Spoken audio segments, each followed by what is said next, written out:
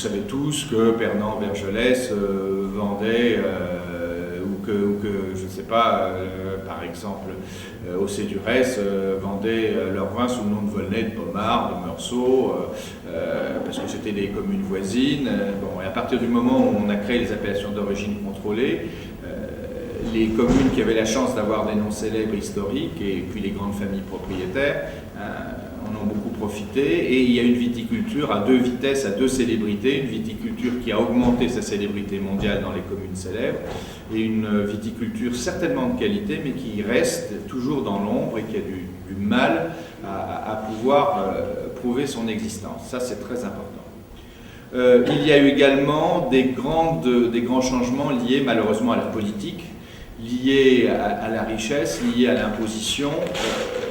Le passage d'un régime fiscal qui était le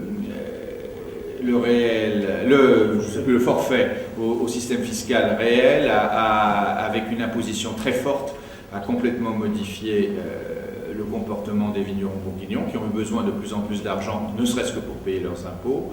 La valeur foncière des sols a beaucoup augmenté. Vous savez qu'en France, la viticulture est liée dans les transmissions de propriété d'une génération à l'autre. La viticulture paye sur la valeur foncière et non pas sur la valeur d'exploitation, si bien qu'à chaque nouvelle génération, les vignerons sont de plus en plus incapables de payer les successions, sont obligés de diviser les propriétés, les parcellaires, etc., etc. Donc il y a un mouvement vers l'éclatement de la propriété viticole en Bourgogne, qui, en contrepartie, est en train de commencer à régénérer un mouvement de reconstruction, de reconstitution de grosses propriétés. Vous savez, c'est toujours le balancier historique. C'est-à-dire que maintenant, quand vous voulez acheter des vignes célèbres, vous avez intérêt à être riche, vous avez intérêt à être une société civile pour ne pas payer des impôts, et on va certainement voir une reconstitution de grands domaines qui échapperont à l'impôt, qui échapperont aux divisions, qui seront mieux gérés, qui appartiendront à des banques et des sociétés, à de richissimes industriels qui, après avoir beaucoup gagné d'argent dans d'autres domaines, se refont une virginité dans la dernière partie de leur vie en étant vignerons, etc., etc. Bon, bref, il y a certainement des modifications de ce genre. Les jeunes générations, alors, la propriété, vous savez, la coopération est relativement faible en Bourgogne, en tout cas dans la Bourgogne, dans le centre de la Bourgogne. Par la cave des Hautes-Côtes, il n'y a pas de grosses coopératives. La propriété se divise en une multiplicité extraordinaire de domaines. Il y a également des domaines plus importants qui souvent appartiennent à des familles de négociants. Il y a des négociants qui ne sont pas très nombreux, hein. Il y a une dizaine de négociants qui trustent pratiquement l'essentiel du négoce bourguignon. Ces négociants sont dans une position qui aujourd'hui a beaucoup changé par rapport à il y a 20 à 25 ans. Il y a eu d'abord des changements dans la propriété de ces maisons, des changements de mentalité. Ils avaient perdu d'une certaine façon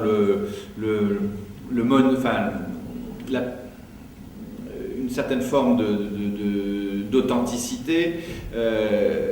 Ils l'ont retrouvé, ils ont repris l'avant-garde de la technique, de la recherche, de l'amélioration des vinifications et des techniques viticoles. Aujourd'hui, on assiste à un redressement technique, économique, et un redressement de la qualité des vins des grands négociants, un Beaunois en particulier, qui se traduit aussi par une amélioration de leur situation commerciale. Bon, c'est un phénomène assez lent, il y a encore des retards dans les mentalités, mais c'est en train de se produire. Ce qui est en train également de se produire, c'est que pratiquement l'opposition farouche entre le négoce et la propriété, qui était la conséquence de la crise de 1929, diminue.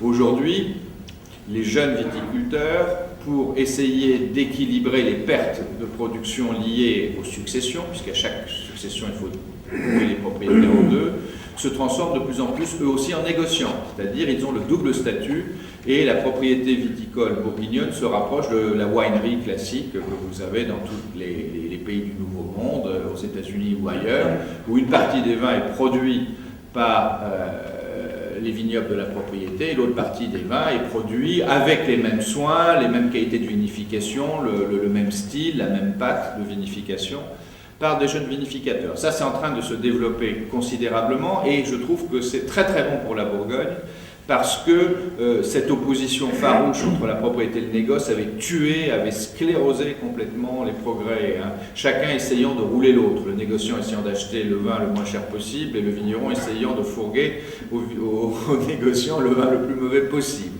Tout ceci est en train de changer dans la bonne direction. Techniquement parlant aussi, les vignerons de la nouvelle génération bourguignonne ont fait des études, ils ont voyagé, ce ne sont plus des nouveaux paysans qui ont acheté des vignes, ce sont des gens qui deviennent de plus en plus des viticulteurs professionnels avec une exigence en matière de qualité qui est aussi celle de leurs clients, hein, puisque le public quand même est de plus en plus exigeant en matière de qualité et la jeune viticulture bourguignonne a beaucoup progressé là-dessus et est parfaitement consciente des enjeux. Je suis très très satisfait de voir l'évolution de ces jeunes viticulteurs vers la qualité. Donc moi je suis assez optimiste sur l'avenir de la Bourgogne. Je dirais simplement que le morcellement reste commercialement un très grand problème. Beaucoup de petits producteurs ne peuvent pas avoir accès au marché international, qui est un marché qui est de plus en plus concentré. Un viticulteur ne peut pas à la fois passer tout son temps à cultiver sa vigne le mieux possible, à faire son vin le mieux possible et à parcourir le monde pour essayer de vendre ses bouteilles. Donc je pense qu'on va assister à des changements commerciaux. J'espère que des vocations de courtage vont se créer, que des vocations d'intermédiaires économiques, il ne faudrait pas qu'il y en ait trop non plus, mais se créent qui permettent à des petits producteurs d'avoir un meilleur accès au marché. Et puis je pense aussi le développement commercial des maisons de négoce, des grandes, des petites, des moyennes, hein, qui chacune peut amener, comme on l'a fait en Champagne, comme on l'a fait à Bordeaux, une distribution mondiale mieux maîtrisée des vins de Bourgogne. Bravo Michel, merci beaucoup.